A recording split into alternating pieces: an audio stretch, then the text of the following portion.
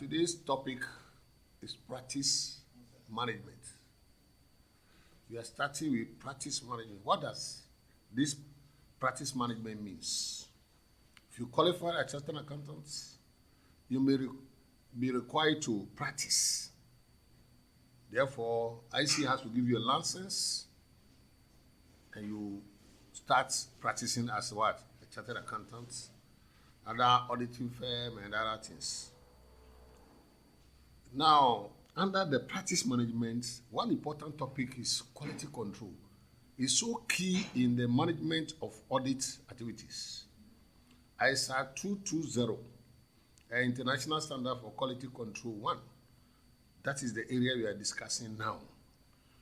How will you consider your work to be what? Comply with relevant laws and regulations and the standard. That is what the quality assurance or quality control is about.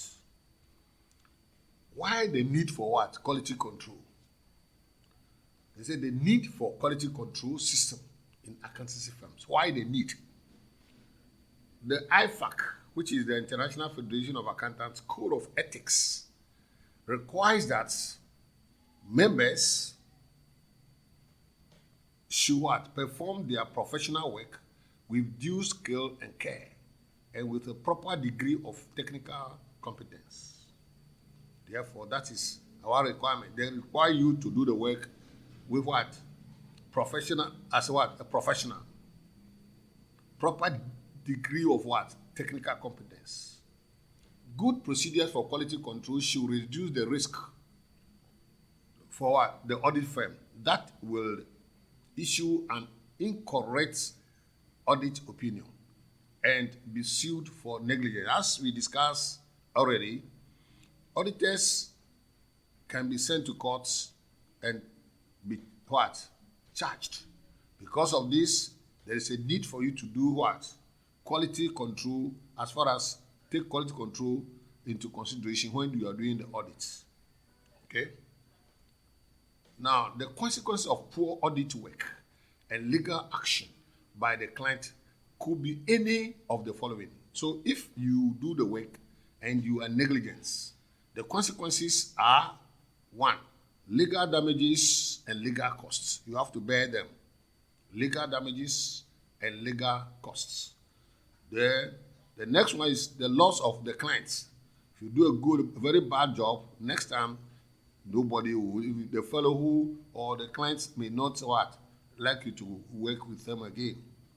The adverse publicity and damage to the reputation of the audit firm. Yes, as a professional, if you don't do a good job, there is adverse publicity, and it will affect your profession or your what firm. Disciplinary proceedings by a professional body such as ICAG. Yes, auditors belong to what? All auditors in Ghana should be under what? ICAG. So it means that ICAG as the what? The body, the professional body regulating the job or the audit assignments may discipline you. So in that sense, in fact, you are losing your what? Integrity or whatever it is.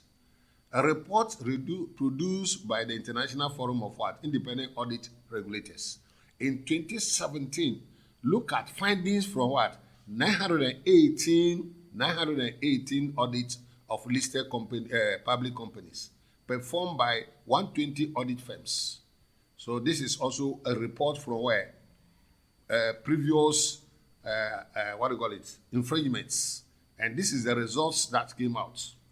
The areas with the greatest number of issues were accounting estimates. So they are telling you that per that research, it came out that accounting estimates are areas that we need to what?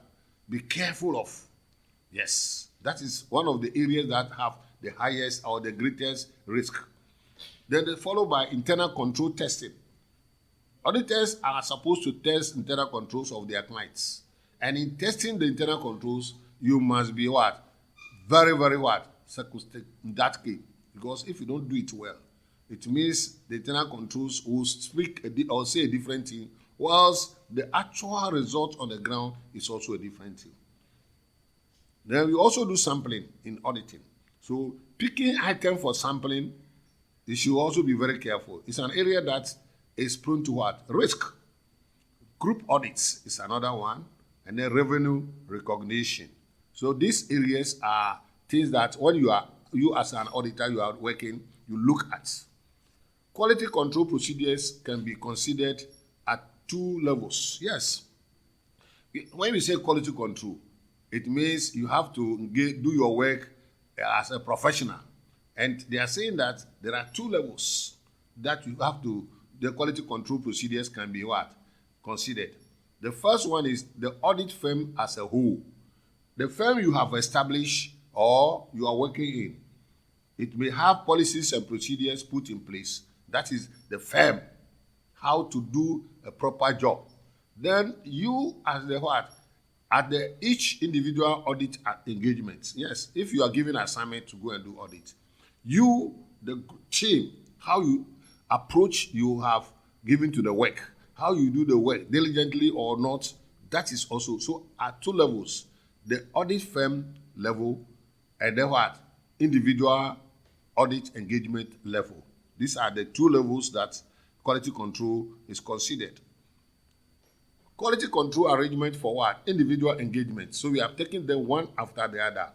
ISA 220 says that the objective of the auditor as set out in ISA 220 quality control for an audit of financial statement is to implement quality control procedures at the engagement level to provide reasonable assurance that. So at the engagement level, once you have been assigned a job to do, you must take some steps to make sure that the work you are doing are of a good quality.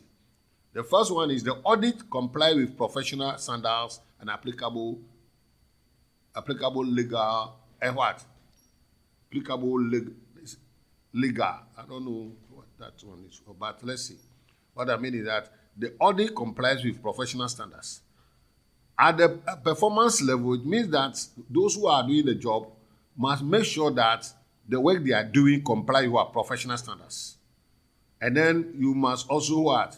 Make sure regulatory regulations. You comply with what? Regulatory regulations. And the audit report is issued is appropriate. So these are the 2 things you must comply with as far as what? The quality control arrangement, as far as individual engagement is concerned. This means that quality control procedures should be implemented that are applicable to the individual audit engagement. Now, ISA 220 places the responsibility for key audit control matters on what? The engagement partner. In every audit firm, we have partners. Every audit firm have partners. The partners are the people the owners of what? That audit firm. So any problem, anything that happens in that organization or audit firm is on their head. They sign the audit reports, and therefore we have what we call engagement partner. Like you are auditing VALCO. If you are three of the partners who have established the audit firm, one of them should be responsible for that audit of VALCO. So anything that happened as far as VALCO is concerned, the audit of VALCO is concerned, is that partner who is responsible for that, who is called what? The engagement partner. So another partner may be responsible for auditing another area. So ethical standards are complied with and appropriate action taken if there is evidence to the contrary. What they are saying, as an engagement partner, you are responsible for what? All ethical standards. You make sure that all ethical standards are complied with and appropriate action taken if there is evidence to the contrary. So if there is a deviation from the quality control procedures that the standards say we should follow, then you have to make sure that those standards are followed. Ethical standards are followed. Then you must also make sure that independence requirements are met. As a partner who is responsible for the audit of VALCO, you make sure that independent requirements are met. Independent requirements are met. Then you also make sure that appropriate management of the engagement is in place. Because the engagement is under you. You are the one responsible for all the reports as far as that audit firm is concerned, that assignment is concerned. So you make sure that appropriate management of the what? Engagement is in place. The next one is an appropriate monitoring system is in place. Yes, you should put monitoring system in place so that when something happens, you can easily identify it and then correct it before it comes to what? Light. You must also consider the engagement team's evaluation of the firm's what? Independence in relation to the audit engagement. You must also consider the engagement team's what? The team that is doing the audit. That is the engagement team. Evaluation of the firm's independence in relation to the audit engagement. Then the next one is you must consider whether appropriate consultation has taken place on the difficult or contentious what? Contiguous matters. Then the next one is considers whether audit documentation selected for review reflect the work performed and the conclusions reached. So you are responsible for all these assignments because you are the engagement partner. You are going to sign the audit report. So make sure that quality control procedures are followed. The engagement quality control reviewer is required to document confirmation that. You see, in the audit firm, we have first reviewer, second reviewer, and final reviewer. So they are saying the firm's procedures. The engagement quality control reviewer. So there is somebody who is reviewing all the audit assignments. Is required to document confirmation that. So meaning that all the reviews that will be taken, there's a need for them to be documented. The first procedure in respect of what? Engagement quality control reviews were followed. Make sure all the review procedures are followed. The review was completed on or before the date of the audit. So make sure that when you are reviewing the assignment you have given to your subordinates, those review procedures are completed before the date of the audit report. You shouldn't finish the audit before the review takes place. No, reviews must come first. So if there is a need for corrections to be done, the team members will go back and correct them.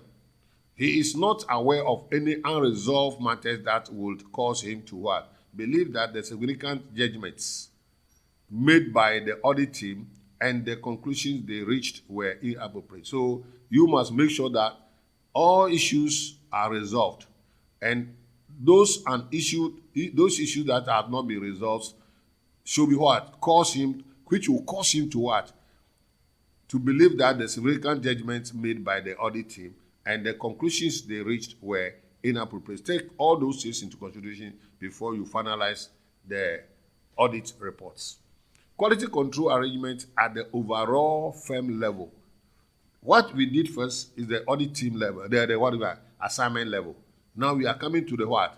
The overall firm level. There are two levels. The firm level, which is overall, and then the one under is the what? The assignment level, which we have treated already. So they are saying that the objective of the firm as set out in International Standard for Quality Control 1 mirrors that of the auditor in ISA 220. So ISA 220 gives us what? Detail about what? Quality control. The objective of the firm is to establish and maintain a system of quality control to provide it with what? Reasonable assurance. So the firm as an auditing firm has to put in place what? Some system, quality control system, so that they can what? Make sure that those assigned to do the job follow the what? The quality control procedures. The objectives of the firm is to establish and maintain a system of what? Quality control. To provide it with what? Reasonable assurance that the firm and its personnel comply with what? Professional standards and applicable legal and regulatory regulations. See, you put a system in place that all the staff who work in that audit firm have to make sure that they comply with the professional standards and applicable what? Legal and regulatory regulations.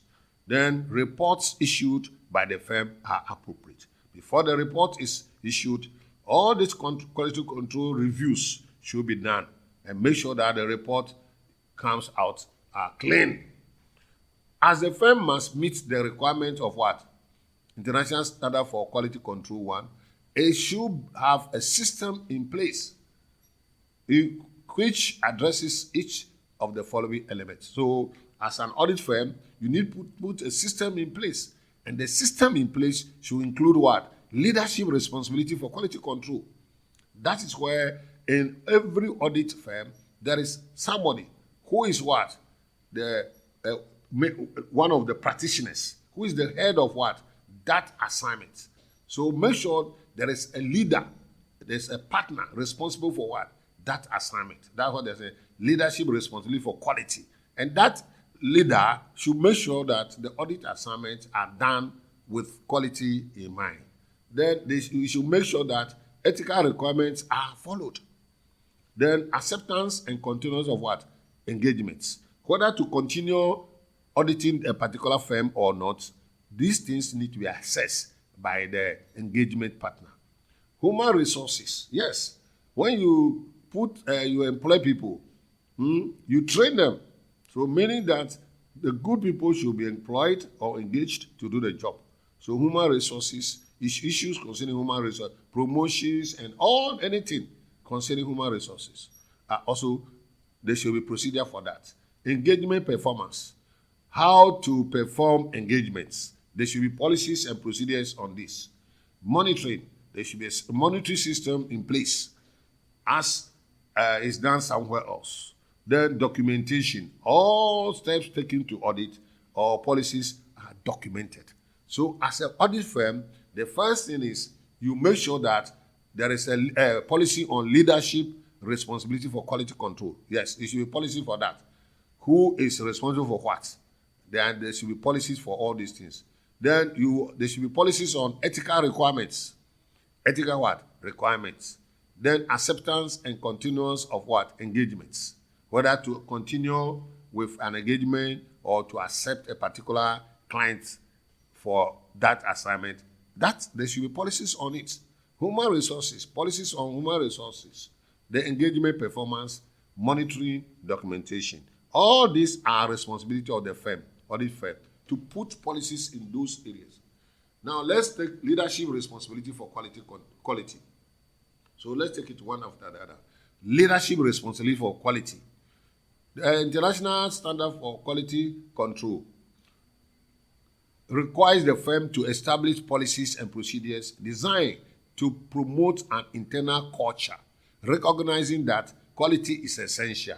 So they are saying that the audit firm should put a policy in place that establish policies and procedures, which they should design to promote internal culture, recognizing that quality control is essential. That's it, meaning that everybody in the organization should be trained as far as quality control is concerned, and they should take quality to be their chewing stick.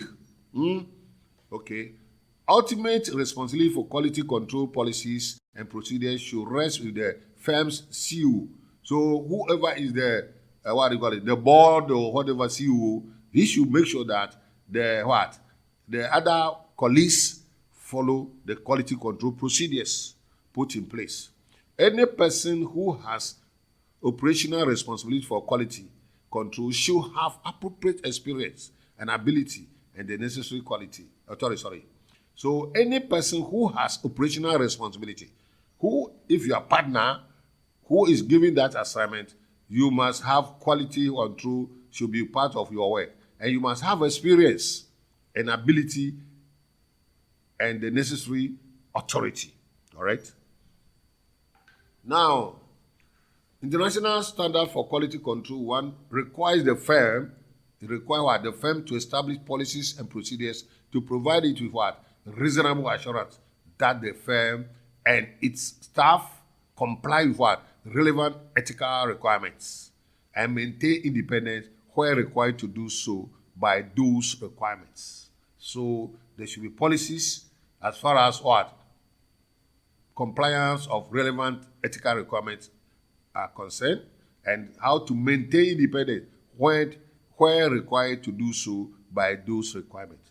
The firm should, that is what they are saying, the firm should communicate its independence requirement to staff. So staff should be trained or should be told what to do, and then identify and evaluate circumstances and relationships that create threats to independence, assessing the impact of such threats and apply safeguards.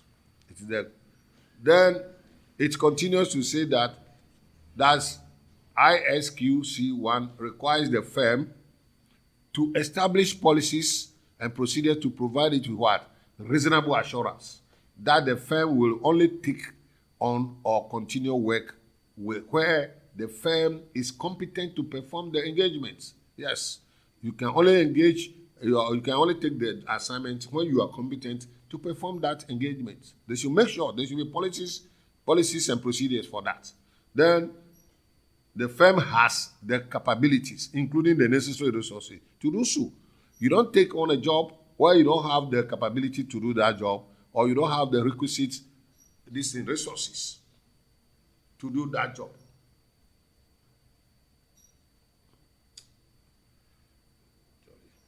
Somebody want to disturb me. Okay, can comply with relevant ethical requirements.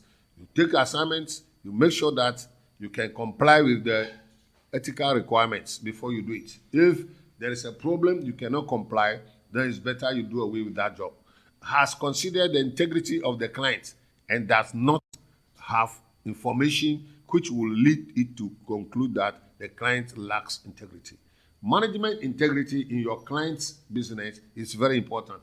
So when you are taking the job, there should be policies on integrity of the clients.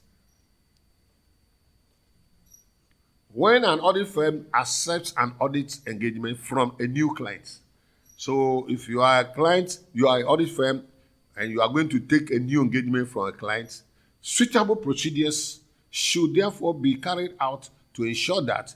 So there should be suitable procedures which should be carried out. So if you are going to engage in a new assignment, that's what they are saying, then these procedures should be available. The firm will be independent and there are no conflicts of interest. Make sure your company, your audit firm is independent from the clients and there is no conflict of interest.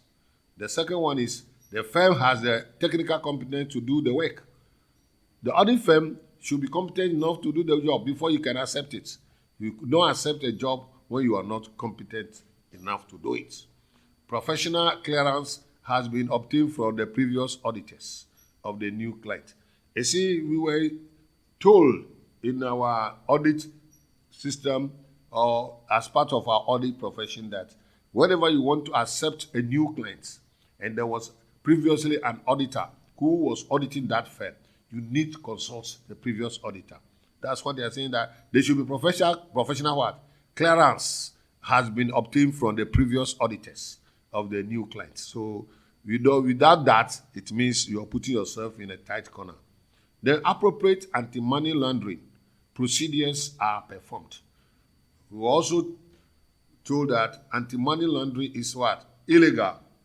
That is, money laundering is illegal, and therefore there are procedures that you need to perform as far as money laundering is concerned before you accept the clients.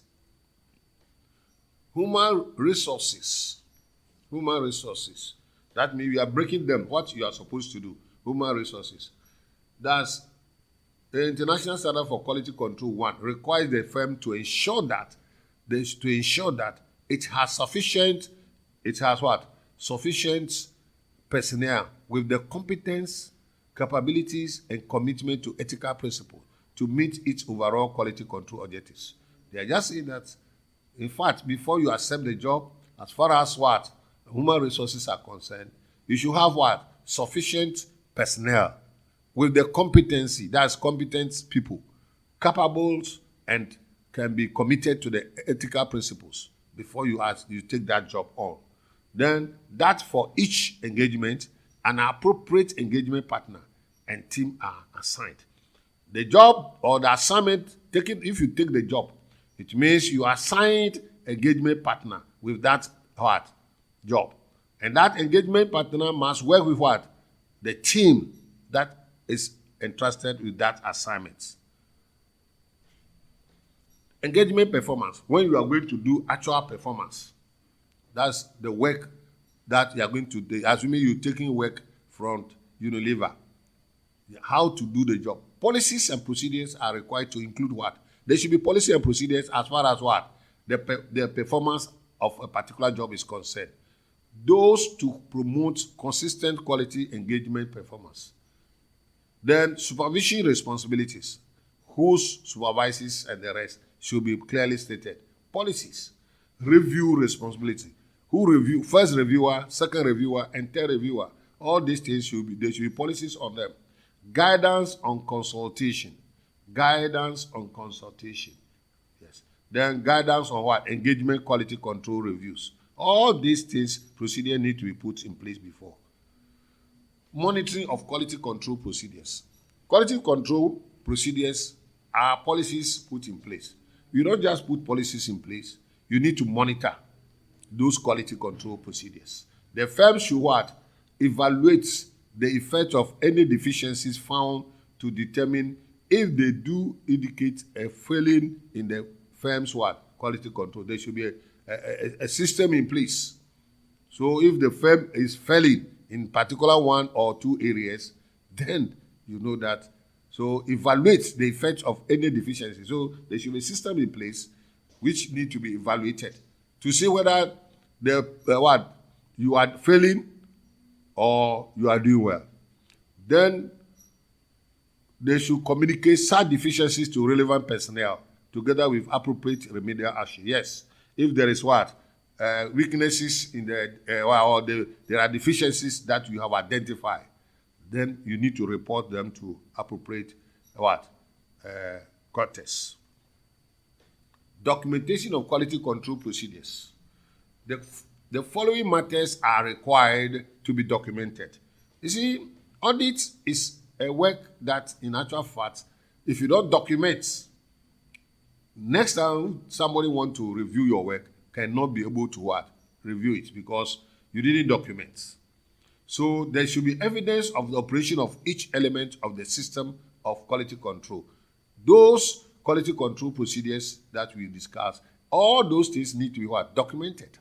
There should be complaints and allegations made against the firm and how these were resolved. In case of allegations or complaints made against the firm, the audit firm, all those things, how they were resolved, need to be documented.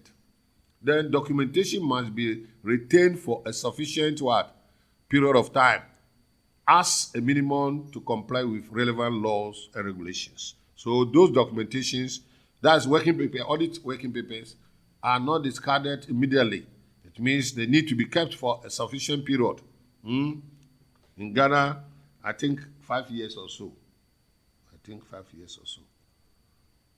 Quality control procedures specific to our individual engagement. Assuming you want to do assignment with a particular firm. The quality control procedure applied to conduct of each individual audit engagement will be based around the effective management of the audit team. So, working on that engagement. What are they saying? That for you to do a good job, which means the engagement team need to be managed. Management of the audit team working on that engagement. So meaning that you need to have proper management system in place, how to manage this will involve the assignment of engagement teams. You see, engagements are assigned to team members, like 2 or 3 team members. How to assign the engagements? They should be properly They should be properly documented. The direction and supervision of staff. Yes, every assignment needs to be directed and you need to supervise the staff. And review of their work. All those things need to be There should be quality control in place for all these assignments. Assignment of engagement teams. Yes, now, how do you assign individual staff to do the engagement, to undertake the work? In taking up an assignment, the engagement partner will consider factors such as the following. So if you want to take an assignment from a client, there are some steps you have to follow. One, the practical experience of the engagement team members on engagement of a similar nature and complexity.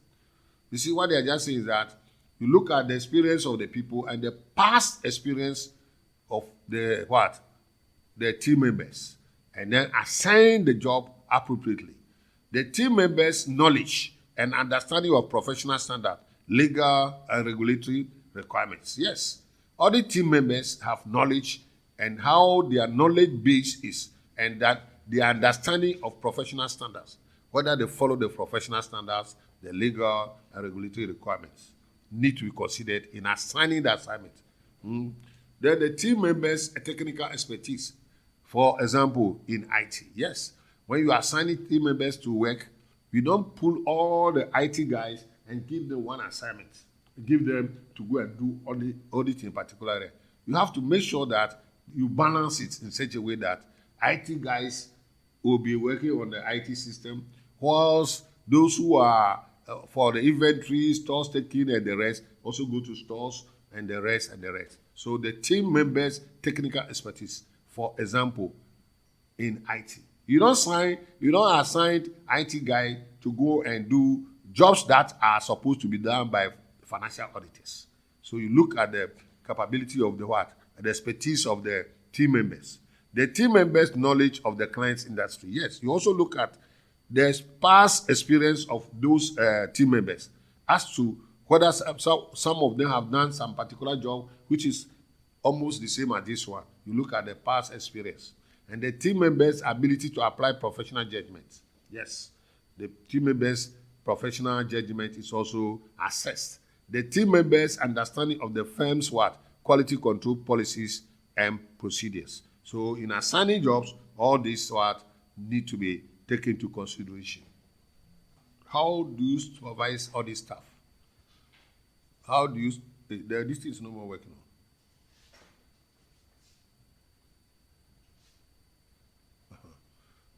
Supervision of all this stuff.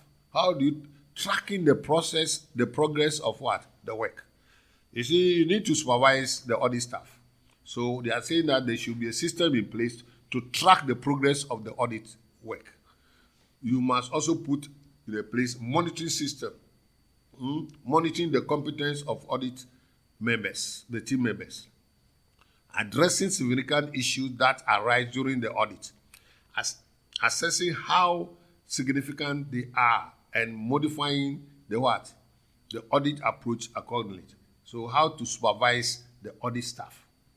Then you must also identify where there is a need for an audit team member to consult more experienced members of the team. See, you make sure that people are free to ask questions or to consult experienced members of the team. Then monitoring the behavior of team members, particularly inexperienced junior members of the team. There should be a monitoring system in place to ensure that they maintain ethical standards. All these are supervision, how to supervise the audit staff. Then review of audit work. When the audit is going on, there is a need for review of the assignments that they are doing. So the review process may take any of the following. So any of the following can be what? Employed in review of audit work. Peer review. What is peer review? This is a review carried out by another partner in the assurance firm. Let's assume A is the assurance partner for, let's say, is a partner for Valco. And then B is a partner for, let's say, Unilever. They can crisscross. And then A will rather review the work of what B's team. So that is what you call what? Peer review. Engagement quality control review. That is what we are saying. A peer review performed before the auditor's report is assigned as required by what? International Standard for Quality Control during the audit of a listed or public interest entity.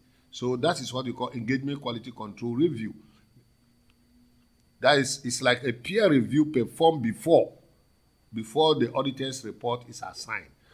Assuming I am let's say, engagement partner for a particular team, and then after they have finished the job, I can ask, let's say, another team member, engagement partner, to review it and see. So that is what we call engagement quality control review. Then we have hot review. What is hot review? It is a system put in place whilst the work is going on. Then the reviewers move to the field and then review the work as they are being carried out. So they say hot review, similar in substance to the one up, except that the hot review is not performed as a direct requirement of what? International Standard for Quality Control. So hot review, it means that while the work is going on, you go to the field and then review the work they are doing. That is hot. Monitoring review, also called cool review. Monitoring review, also called what? Cool review. This is a peer review performed after what? The audit report is signed. So meaning that after the audit has been signed, the report is signed, and then you give the working papers to what? The reviewer. This is what you call cool review form of what? Part of the monitoring of quality control procedures. The hot one is while the work is going on, you continue with the review, whilst the cool review, the audit has been done, report has been issued, but you still go in and then review and see. Purpose of audit review. Why? Why is there the need for what? Review of the audits. The purpose of audit review is to check whether the audit work was carried out to proper professional standards. Yes, that is the purpose. 2, the objectives of the audit have been achieved. Every audit assignment has an objective. So that objective has been achieved. The work carried out during the audit and the audit evidence are suitably documented. And that the audit evidence supports the conclusion that have been reached. These are the 3 main reasons or purpose of what? Audit review. Now, review by the engagement partner. Now, if, let's say, the audit manager in the audit firm, the review that he does, before the auditor's report is issued, before, not after, issued, the engagement partner needs to be satisfied that sufficient appropriate audit evidence has been what? Obtained to support the conclusion reached, and for the audit report to be what? Issued. He should therefore review the audit documentation. He should make sure that the audit documentations are in order. Okay? Then the second one is to hold discussion with the audit team. Hold discussion with the audit team. This process is usually referred to as the partner's what? Review. Assessing the adequacy of what? Quality control. Adequacy, whether the quality control measure procedures they perform, whether they have done the work adequately or in accordance with the standard. The adequacy of quality control in an audit will probably expect you, as the auditor, to identify weaknesses in the conduct of the audit, such as poor or inadequate planning of the audit, such as failure to what? Identify the key audit risks. The key what? Audit risk. So you must assess whether and find out if poor or inadequate planning of the audit are taking place, such as failure to what? Identify the key audit risks. Then it means that quality control is inadequate. Then giving complex audit work to relatively inexperienced members of the audit team. We were told that team members have various degrees of what? Experiences. So it means you don't assign audit with a critical high-risk areas to what? Inexperienced audit team members. You are assessing to see whether there is if they have given, let's say, a complex transaction system to what? Let's say, inexperienced what? Auditor. The inadequate supervision. You also review or assess and see whether supervision was properly done. Then inadequate review of the audit working papers by the audit manager. You also go through and see whether all review working sheets or working papers have been signed by various reviewers. If they are not signed, means that they didn't review the work. Quality control in large firms. Large firms, local partnerships and offices within a large practice will have access to what? Local partnerships and what? Offices within a large practice will what? Have access to. What do they mean by this? Offices or audit firms that are huge or large. So they are saying regional and national training programs. You can pull resources for what? Regional and national training programs. Then the firm's comprehensive audit manual. It means that the audit firm may have a what? A comprehensive audit manual. Then a central technical department available to answer technical questions from any office or local partnership. Yes, in a bigger audit like the big auditing firms, they may have a central technical department that will be available to answer technical questions from any office or local partnership. Deloitte and Touche is all over the world. Therefore, if there is any issue to be found out they may have a technical department available to answer any question, any technical question from any office or local partnership. In-house technical publications. Yes, since they are very big, it is easy for them to come out with what? Publications, which is in-house technical publications to educate their staff. Then the firms standardize what? Audit documentation. They may also apply what we call standardized form of what? Documentation or documents the way they should. They can put in a system that can document for them, and it will be a standardized form of documentation. Documentation in Ghana will not be different from documentation in Nigeria. There we also have a formal system of inter-office reviews. Yes, inter-office reviews. Let's say the office in Accra may go and review the work of what? Nigeria, office in Nigeria, and so forth. These are the quality control in large firms. So large firms, they are able to have what we call national training programs for their what? Staff. That is one. Then they may be able to have what we call comprehensive audit manual, which can be used in all the firms. Then they may have a central technical department available to answer technical questions for them. Then in-house technical publications. They may be able to publish what? Technical informations and all that's publication in general, so that staff can read those technical publications. Then the firms may have a standardized audit documentation. They may put in place standardized documentation, and so that the documents can be standardized. It will not differ so much from other countries. Then a formal system of inter-office review. Quality control in small firms. That is the problem. So a question can be thrown to you: what are the problems to be encountered in small firms? Quality control in the small firms. Alternative arrangement for quality control might include what? Reciprocal arrangement for review and consultation with other audit firms. Small audit firms may have arrangements with another small audit firms, so that when they finish, they will send their they will have a review by the other firm, which we call reciprocal arrangement for review and consultation with what? Other audit firms. Your working paper will be sent to another audit firm. They will also review it and see whether they are following the quality control procedures. And then this one also go. The use of audit manuals and standardized documentation from third parties or professional bodies. Yes, they can also use what? Audit manuals and standardized documentation from third parties or professional bodies. Then the last one is what?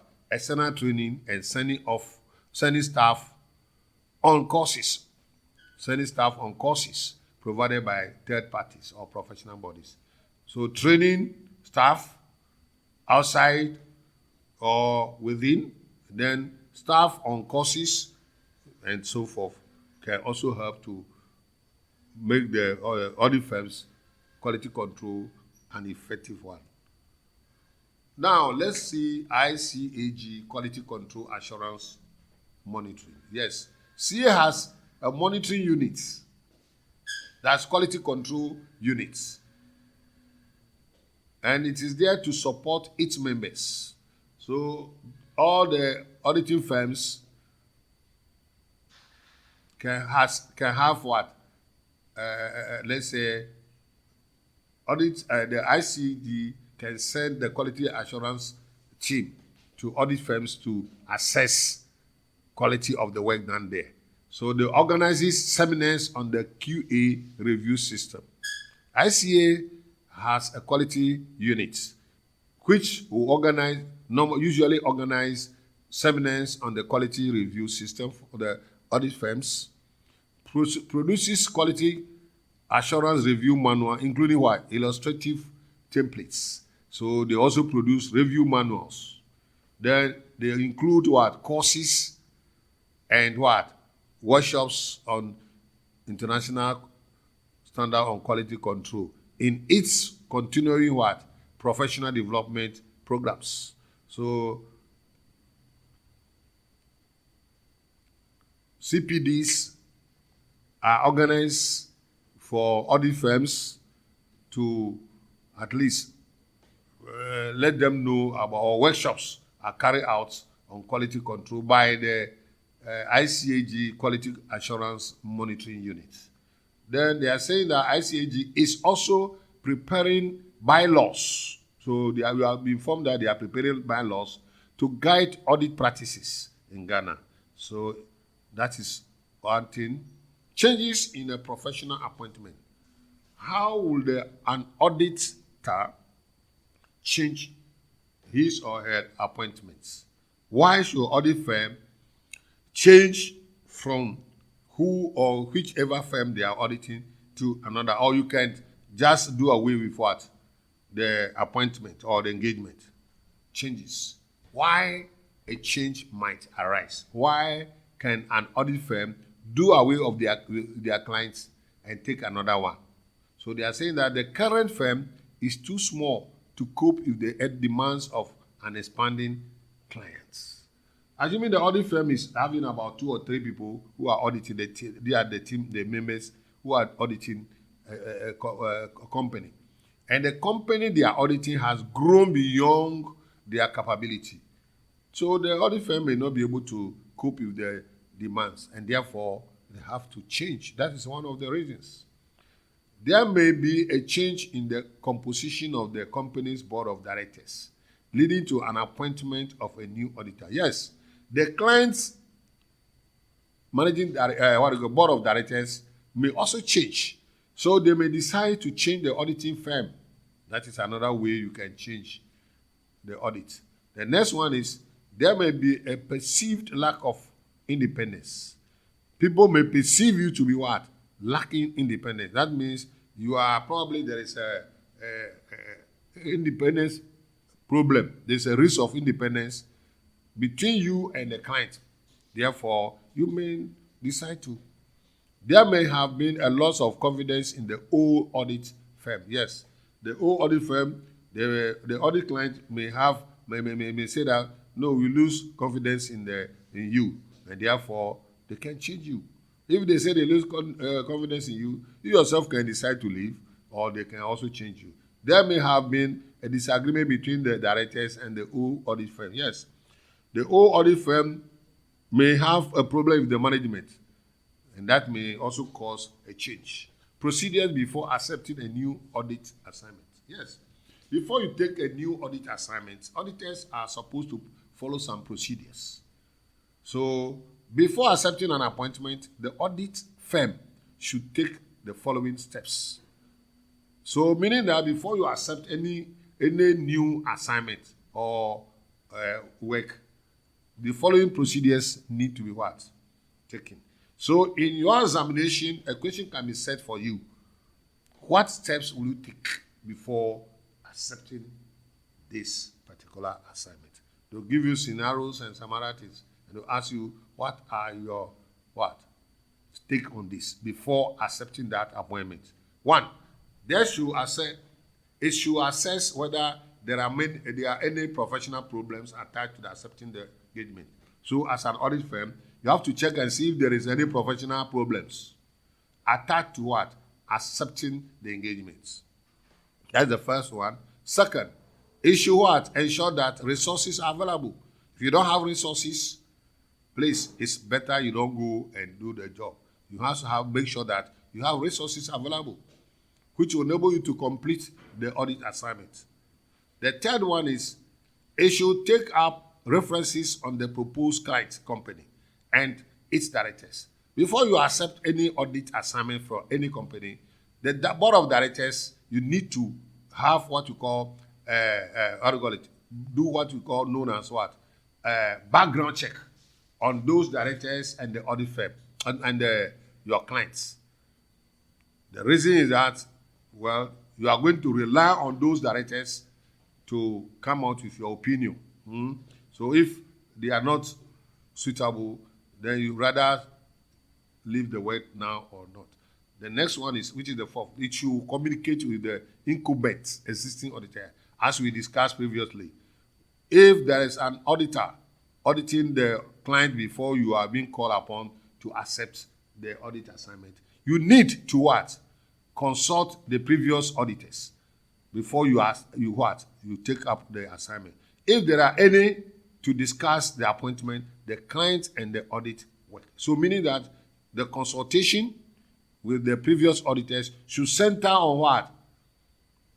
Issues that may infringe the standard and other things you consider before you accept the job. Professional inquiry. So the inquiries can be in different form. We have what you call client identification. Client what? Identification. To comply with anti-money laundering regulations, the audit firm should carry out client identification procedures. Confirm that the client is who he says he is, and that there are no grounds for suspicion. So, client identification. And they are saying that how there should be procedures. And make sure that the client complies with anti-money laundering regulation. Yes. The next one is professional inquiry. The firm should communicate with the current auditors to establish if there are any matters that it should be aware of when deciding whether or not to accept the appointment. So you need two professional inquiries. Client identification, and the second one is what? Professional inquiry. Unpaid fees. A member in public practice, Public practice should not accept an audit assignment previously carried out by another member without first ensuring that the other member has been properly removed from office as auditor, and that all outstanding fees due to the other member have been fully paid. So what I just say is that before you accept any assignment, make sure the previous auditors have been properly removed. We discussed that last, and we said that in our previous one, we said that for an auditor to be removed, it has to be what? It has to be what? There should be passed a resolution on it. Without resolution by the shareholders, the auditor has not been removed. So they are saying make sure the auditors have been fully be removed, properly removed. That's what I mean. And then if there is any unpaid fees, it should be paid, fully paid before you accept the new assignment. Confidentiality. Yes, the prospective auditor should ordinarily treat in confidence any information provided by the existing auditor. So that's confidential. You, as a new auditor, are taking information from the previous auditor or the past auditor should be kept confidentially. That's one. We all know confidentiality is very key. Then defamation. This means that the auditor should not be liable to pay damages for defamatory statement, even if they turn out to what? Be untrue, provided that they are made without malice. So defamation is not allowed. But if you do it without malice, then it should be accepted. But if with malice, then you are out. You have joint audit. What is a joint audit? A member whose firm is nominated as a joint auditor should communicate with all existing auditors and be guided by what? Similar principles to those set out in relation to our nomination as an auditor. So joint audit can be carried out by 2 or 3 audit firms. And they are saying a member whose firm is nominated as a joint auditor should communicate with all existing auditors and be guided by similar principles to those set out in relation to nomination as what? An auditor. Meaning that if you are in a joint audit, it means you must discuss, communicate with all other auditors. Vacancy. A member whose firm is invited to accept nomination on the death of a sole proprietor, sole practitioner auditor, should endeavor to obtain such information as he may need from the late practitioner's alternative, that is where appropriate, okay? The administrators of the state or other relevant sources. So they are just saying, in case you have been called upon to audit because one of the audit firm, the owner of the audit firm died or something happened, you need to make the, before you accept the work, you must communicate with the administrators of the estates or other relevant sources. Deciding whether to accept a new audit appointment. Yes, there is an issue like this, that you will be called upon to what? You have been nominated to audit. The first thing is, as an auditor, what are the things you have to consider before accepting that appointment? So deciding whether to accept or not a new audit, what are the things? An accountancy firm may occasionally decide that to accept a new audit appointment will threaten the firm's reputation and might also raise serious ethical issues. Yes. So before you accept any appointment, think about it. Is it going to raise what? Serious ethical issues or threaten your firm's reputation? Books, documents, and records. Client books and records. Client books and record that you work on.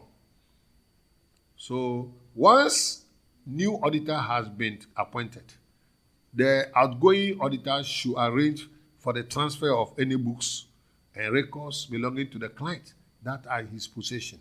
Assuming that you are auditing, and then a new auditor has been appointed.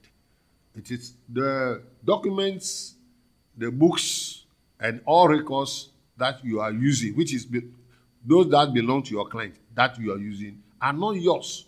So be prepared to relinquish them to what? The new auditor, or to the what? Your clients. Auditor working papers. Yes. Along the line, auditors, when they are working, they have what we call working papers. We keep files or record of all the papers that we obtain from the system or from the clients. So as far as working papers are concerned, they are saying audit working papers are documents prepared by the auditors for the purpose of carrying out their audit work.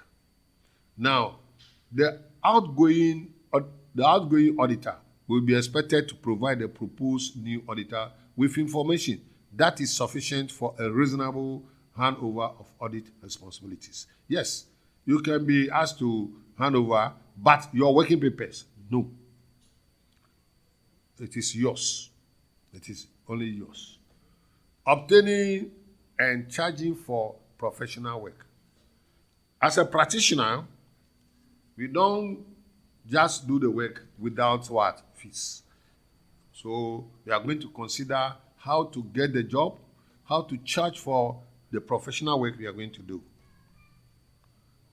Now, obtaining professional work. Audit practices will want to increase the size of their clients' what? Base as a means of increasing the profits of what? The practice. Yes, we are not Father Christmas. You need to increase the base so that you can have enough fees. So this can be achieved by promoting their what? Reputation in the business community. Yes. The second one is recommendation from existing client. Existing client can also recommend you. You can also advertise. It's allowed. And then there can be a publicity and promotion, such as sponsorship activities, but with a exception. Advertising and publicity, this area is a delicate area. Advertising and publicity activities by accountancy firms are therefore regulated by IFAC through the Code of Ethics. Through what? The Code of Ethics. So, advertising and publicity, the main requirement for marketing professional services are that the advertising and publicity material used by any firm must not bring into disrepute to the firm. Meaning that your advertisement should not downgrade or look upon the firm. The second one is should be honest, truthful, and not mislead. So the advertisement should not mislead. It should be honest and truthful. Then the third one is must not discredit the services provided by other firms. Yes, the advertisement is allowed, but it should not discredit the services provided by other firms, other audit firms. Then the last one is must not break any locally recognized code of advertising practice. Yes, they shouldn't go contrary to what? Advertising practices. That is the laws of advertising, especially in Ghana. General approach. How do you approach, especially when it comes to fees? Because auditors are not Father Christmas, therefore they charge fees. For the fee for professional work, the accountant should follow professional guidance. Yes. How do you charge fees? Firms should then charge the client the fee that they have quoted or the tender that the client has accepted, unless extra work is required. So if no extra work is required, what has been accepted should be the exact fee you have to charge.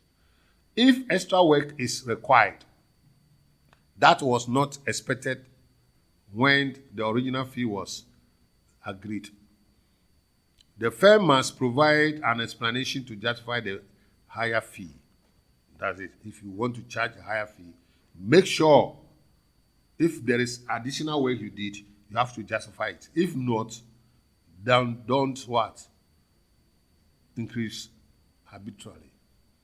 The Companies Act of 1963, Act 179, has also given us how we should what? Move with what? These issues. Section 134, subsection 10 of the Companies Act provides that the remuneration of auditors may be fixed by the directors or the registrar if the auditors are appointed by the directors or registrar. So whoever fixes the auditor's fee, it is the one who charge what? Who appoint the auditor. If registrar appoints the audit firm, then they will fix the fee. If it is what? The company directors, they will also fix it. Okay? Remuneration in this context consists of the auditor's fees and expenses. When they say remuneration, they are saying it includes what? The fees chargeable plus any other expenses incurred by the auditors in the course of their audits, which is not incorporated into the fees. Tendering. How to tender. You see, tendering becomes a very... It's not the modern style of what? Obtaining job. So tendering is a commercial process widely used by what? companies, especially larger companies, when they wish to change auditors.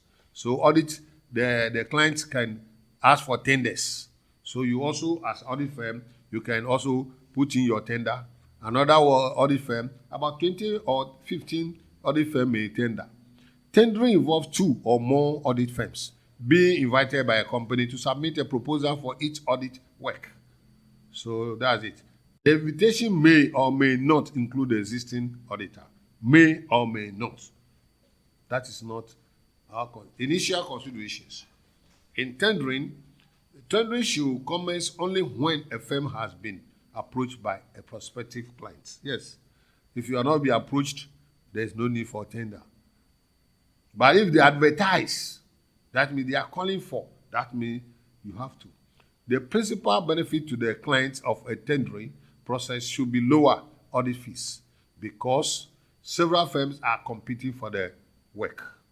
In response to the pressure to reduce their fees, audit firms have become more efficient and lowered their costs.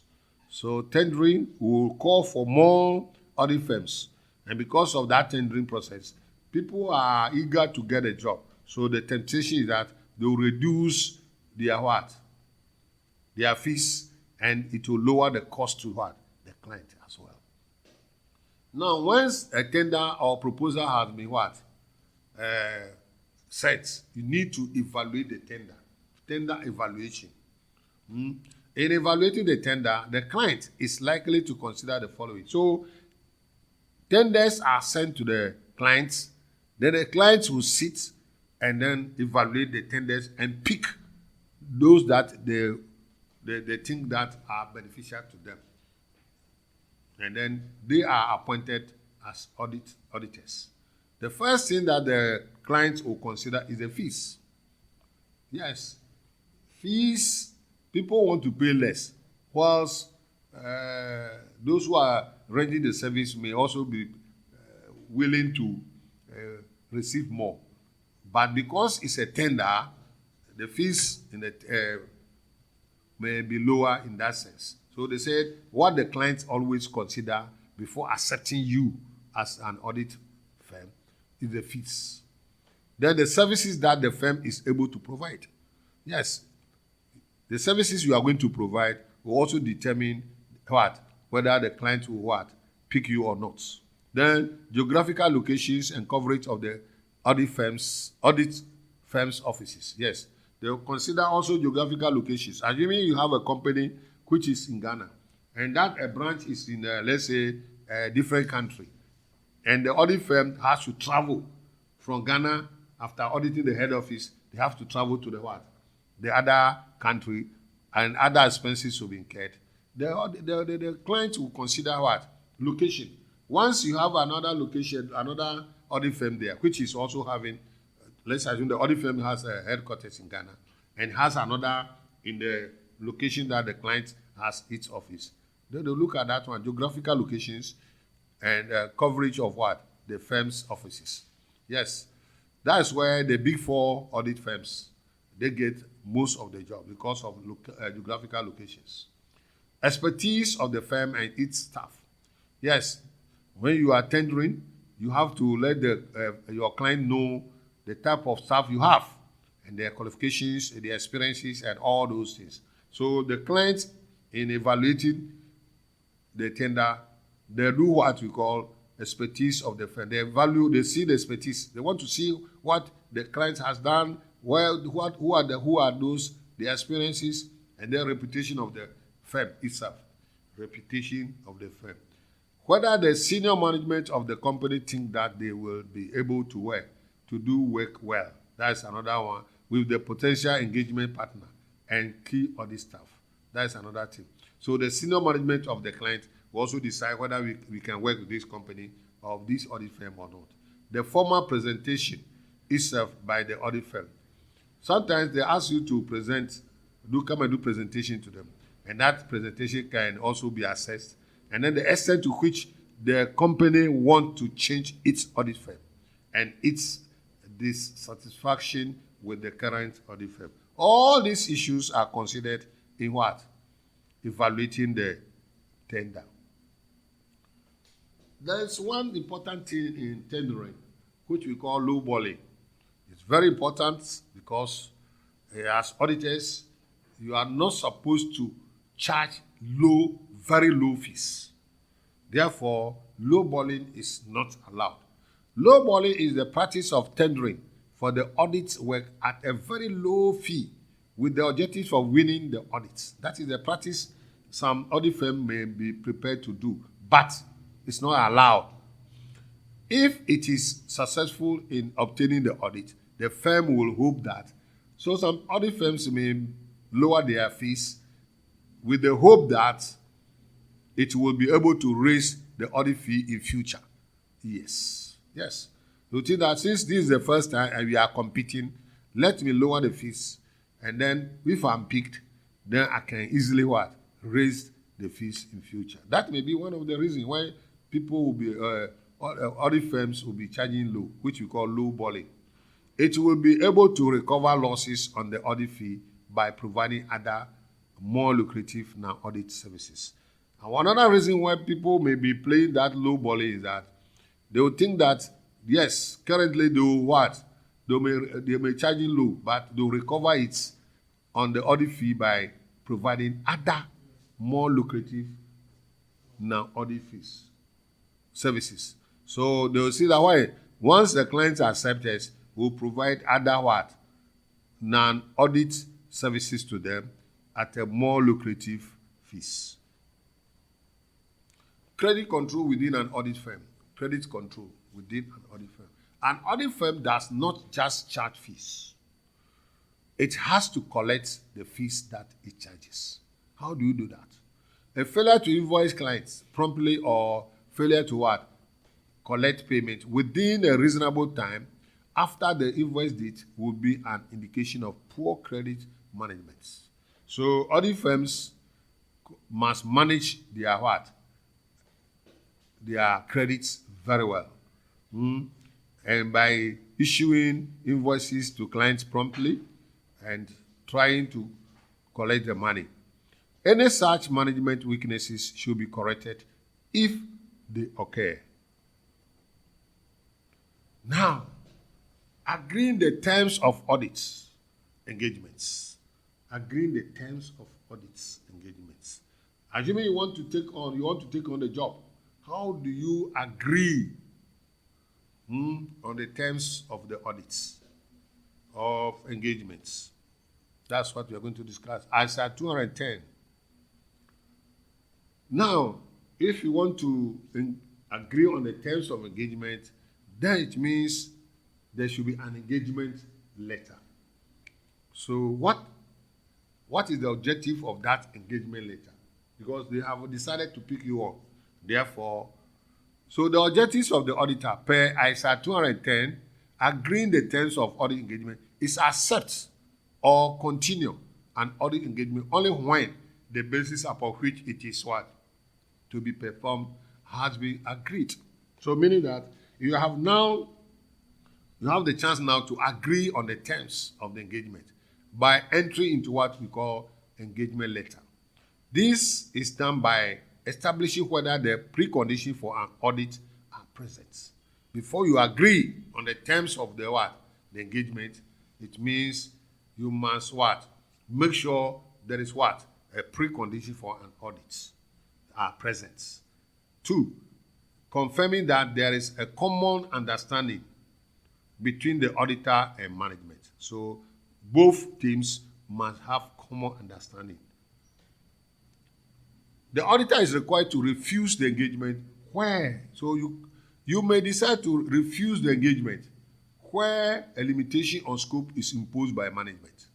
A limitation on scope is imposed by management such that the auditor will be unable to express an opinion on the financial statement. Limitation on scope is imposed by who? Management. Then the financial reporting framework to be used in the preparation of the financial statement is unacceptable. If they use a financial reporting framework which is not acceptable, then you cannot accept, because that is what you are going to use to assess the performance of the organization, then management do not agree to the above responsibilities, meaning that it's management responsibility to prepare the financial statement. But they are now saying that they are not responsible. Once they say they are not responsible, it means you cannot accept that assignment. The contents of engagement letter. Now, once you decide now that you are accepting the job, you need to go to a contractual agreement between you and the clients. So the audit engagement, the audit firm must now put in place what we call engagement letter. It's a contractual agreement between the audit firm and the clients. So the engagement letter must include reference to the following. So that engagement letter that you are going to draft or whatever you're going to put in place, then you must state the objective and scope of the audits. The objective of the audit and the scope or the areas that it covers, the areas, the years, and the rest. Then the responsibility of the auditor should be stated there. And then the responsibility of management. All these things need to be clarified. The identification of the underlying financial reporting framework. Identification of what? The underlying financial reporting framework. The financial reporting framework that has been used by the management should also be identified. The reference to the expected form and content of any report to be issued. So the form in which the report should also be what? Captured. Annual review of the engagement letter. Yes. Once you have entered into contractual agreement between the auditor and the clients, annually the engagement letter need to be reviewed. The engagement letter that is issued on the initial appointment of the firm, as auditors may specify that its provisions will apply to all future audits until it is revised. Until what?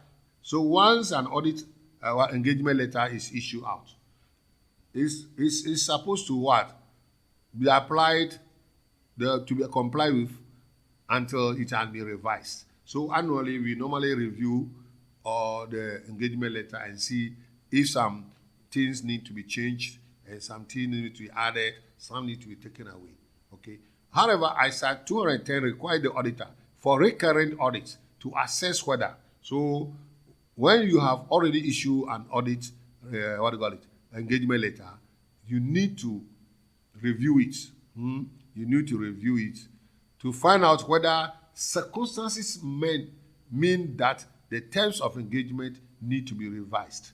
That's what it means, is that if there is any condition that needs to be revised or to be added to be solved. So if conditions does not merit any change in the engagement letter, you don't review it.